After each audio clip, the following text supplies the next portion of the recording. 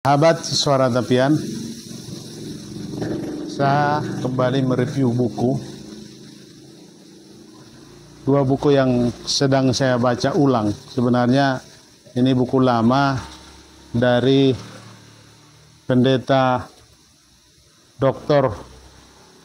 PWT Simanjuntak, mantan pengurus HKBP, Hamba yang Tidak Berguna. Ini ditulis oleh teman saya almarhum Lambas Gultom. Dengan Lambas Gultom kami dulu sama-sama di majalah Devotion, dan dia punya karya yang menurut saya yang terakhir sebelum dia meninggal. Juga sangat mudah meninggal di usia yang sangat muda, Lambas Gultom. Lalu buku Dr. Andar Lumbantobing, ini buku yang saya beli, Ula Nama Tolpang. Ini percikan buku dari Dr. Andar Lumbantobing, tepatnya Pendeta Dr. Andar Lumbantobing. Dia adalah Bishop HKBP, mantan rektor Universitas Nomensen. Dia sosok yang luar biasa, teolog pertama orang Batak, doktor pertama orang Batak. Saya cerita tentang dua buku ini karena temanya sama membahas soal tentang kelemahan manusia. Ula Nama Tolpang yang dalam bahasa Batak artinya pekerjaan yang tidak sempurna atau karya yang tidak sempurna. Dan judul dari biografi Simanjuntak tadi menyebut bahwa dia hamba yang tidak berguna. Sebenarnya dalam Lukas 7, kalau nggak salah ayat 17, sudah dijelaskan bahwa ketika kita disuruh mengerjakan suatu pekerjaan, sadarilah kita mengerjakan pekerjaan itu tidak mungkin sempurna. Kita menyadari, inilah saya hamba yang tidak berguna.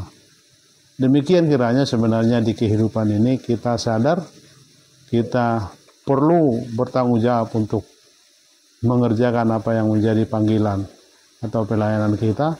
Tetapi sadari juga bahwa kita tidak mungkin sempurna. Apa yang kita kerjakan itu hanya karya agung, atau kesempatan yang diberikan Tuhan itu adalah kesempatan yang harus kita jalani dan terima sebagai penganugerahan bagi kita. Kesempatan-kesempatan itu memang harus maksimal dilakukan, tentu sebaik-baiknya dan sekualitas mungkin kita harus melakukan apa yang kita kerjakan. Tetapi diingatkan agar kita merendahkan hati bahwa kita semua tidak ada yang berkarya sempurna.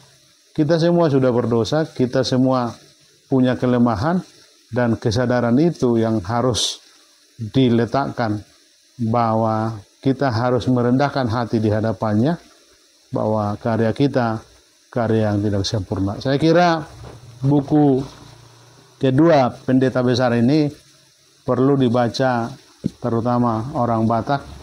Dua tokoh yang kita tahu, Simanjuntak memang kita tahu penuh dinamik soal kesadaran dia bahwa dia hamba yang tidak berguna. Dia mengalami banyak pergumulan sebagai anak pendeta pareses.